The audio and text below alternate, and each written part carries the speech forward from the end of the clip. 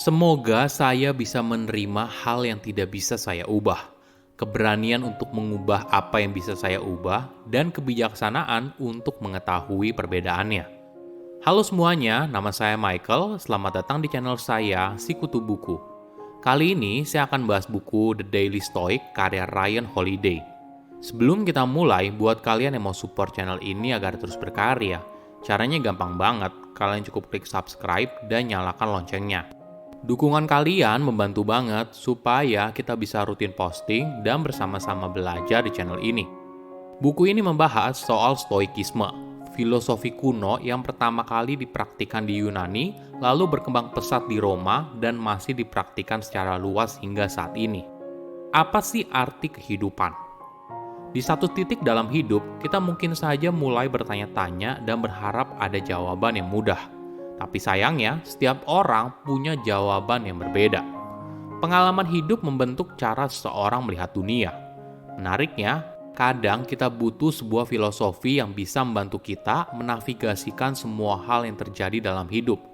Entah dari hal sepele, misalnya tertabrak orang asing di jalan lalu cekcok mulut, hingga ke masalah serius dalam hidup, misalnya soal finansial, penyakit yang diderita, atau kehilangan orang yang dicintai. Saya merangkumnya menjadi 3 hal penting dari buku ini. Pertama, cara menjadi stoik. Menjadi seorang stoik artinya kamu perlu terhubung dengan dunia yang kamu jalani. Bukan hanya itu, kamu juga perlu sadar atas dirimu dan juga lingkungan sekitar.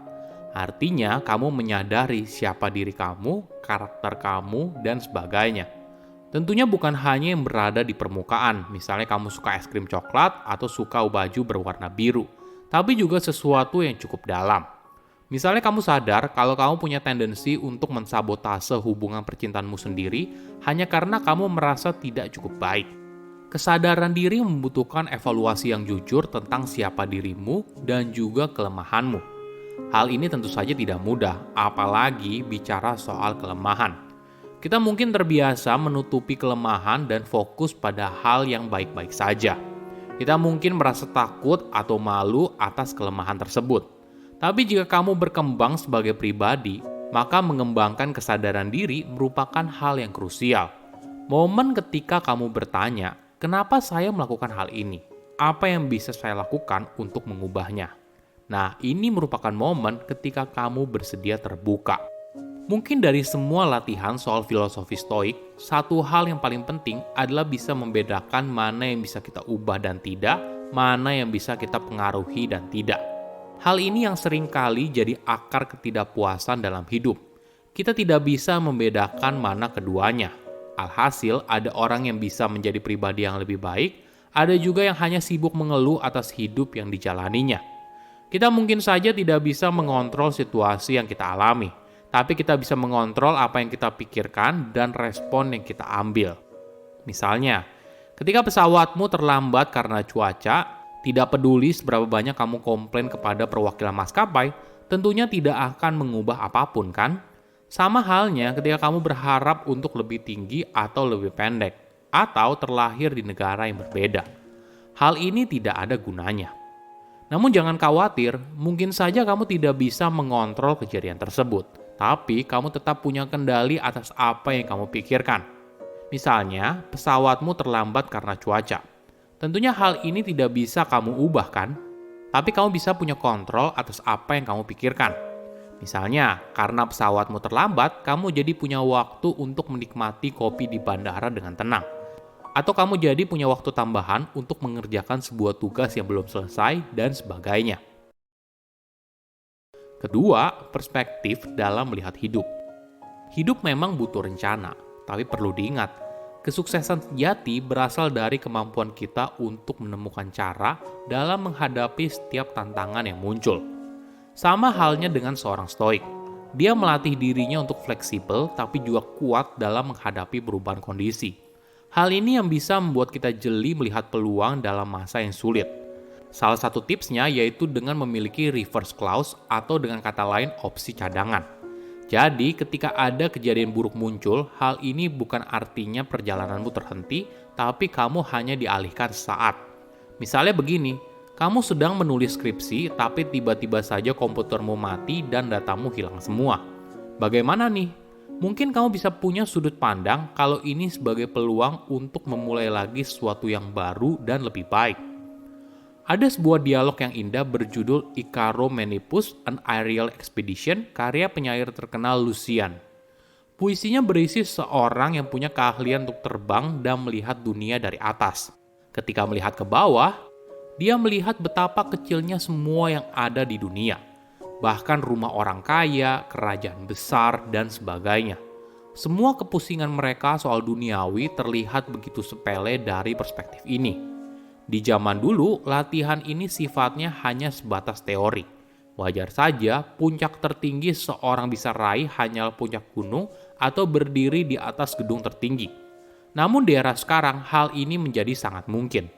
Cobalah ketika kamu naik pesawat, pilihlah tempat duduk di samping jendela. Cobalah lihat ke bawah dan kamu akan sadar betapa kecilnya semua itu. Seorang astronot bernama Edgar Mitchell merupakan salah satu manusia pertama yang bisa melihat dunia dari luar angkasa. Dia bercerita ketika berada di luar angkasa, seketika ketidakpuasanmu soal dunia, pertengkaran dengan orang lain, politik dunia internasional, dan sebagainya terlihat begitu kecil dan sepele. Ini adalah latihan yang menarik. Lain kali ketika kamu merasa kalau kamu sedang berada dalam masalah yang sangat rumit, jangan lupakan tips ini. Kamu mungkin saja dapat melihat dunia dari sudut pandang yang berbeda. Ketiga, menjadi tahan banting. Banyak orang seringkali melalui periode yang sulit dalam hidupnya, lalu kembali dengan semangat yang baru dan menerima hal tersebut sebagai sebuah kebanggaan. Mereka seringkali mengenang masa lalu yang sulit dengan penuh sukacita, walaupun saat ini posisi mereka sudah jauh lebih baik. Menariknya, walaupun menjalani periode itu tidak mudah, tapi pengalaman tersebut sangat transformatif. Pengalaman itu membentuk dirinya hingga seperti sekarang. Bukan hanya itu, pengalaman sulit membuat kita semakin mengenal diri kita dengan lebih baik, bagaimana kapasitas kita dan kekuatan di dalam diri.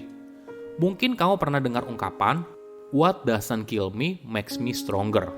Perspektif ini mungkin saja menjadi sudut pandang yang menarik ketika kamu menghadapi hal buruk. Kejadian itu bisa saja menjadi sebuah pengalaman yang transformatif. Apa jadinya jika kita hidup dengan sesuatu yang lebih sedikit dari yang sekarang kita miliki? Hidup bisa berubah dalam sekejap. Mungkin saja di tahun ini bisnis kita untung berkali-kali lipat, namun 2 hingga 3 tahun lagi berada di ambang kebangkrutan. Kisah ini bisa terjadi kepada siapa saja, termasuk pada kita sendiri. Mungkin saja suatu hari kita di PHK karena perusahaan tempat kita bekerja sedang mengalami kesulitan keuangan dan sebagainya. Kita akhirnya memiliki uang yang lebih sedikit, sumber daya yang lebih sedikit, penghargaan lebih sedikit, dan sebagainya. Bahkan seiring usia kita bertambah, kamu juga mungkin mengalami kekurangan. Badan yang kurang sehat, energi yang kurang, kebebasan yang berkurang, dan sebagainya. Cara satu-satunya adalah kita harus mempersiapkan diri. Jangan biarkan hidupmu ditentukan oleh situasi dan keadaan. Biasakan dirimu untuk hidup seadanya. Jadi, ketika situasi dan kondisi memaksa hidupmu berubah, maka hal itu tidak akan terlalu buruk. Silahkan komen di kolom komentar pelajaran apa yang kalian dapat ketika baca buku ini. Selain itu, komen juga mau buku apa lagi yang saya review di video berikutnya. Saya undur diri, jangan lupa subscribe channel YouTube Sikutu Buku. Bye-bye.